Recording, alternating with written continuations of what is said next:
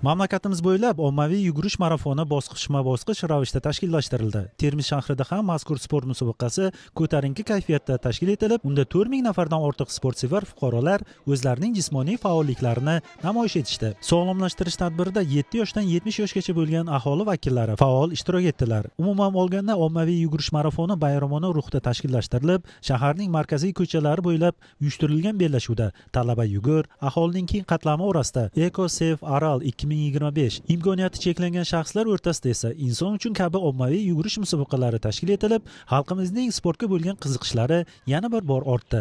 Surxondaryo viloyati sport boshqarmasi, O'zbekiston yengil atletika federatsiyasi, Ijtimoiy himoya milliy agentligi, huquq-tartibot idoralari, oliy o'quv yurtlari va bir qator hamkorlar ishtirokida o'tkazilgan yugurish bellashuvi chin ma'noda yugurishga qiziquvchilar uchun katta imkoniyatlar berdi. Sportning yengil atletika turi bilan 8 yil mobaynida muntazam shug'ullanib kelmoqdaman.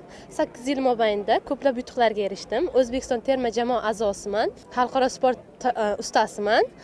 Bugungi Sev Aral marafonida birinchi o'rinni qo'lga kiritdim. Bu yutuqlarimga sababchi avval ota-onam, trenerlarim, murabbiylarim. Ularga katta rahmat aytib qolaman. Kelajakdagi orzularim Olimpiada chempioni bo'lish, jahon chempioni bo'lib, yurtimiz bayrog'ini ko'klarga ko'tarib yurish niyatim bor. Albatta, har bir ishtirokchi o'z kuchi va mahoratini ishga solib, finish chizig'iga birinchilardan bo'lib yetib kelishga harakat qildi. Mazkur musobaqada bir qator yo'nalishlar bo'yicha g'oliblar aniqlandi. Bellashuv yakunida musobaqa peshqadamlari tantanali ravishda taqdirlandilar va ularga diplom, medal hamda esdalik sovg'alar topshirildi.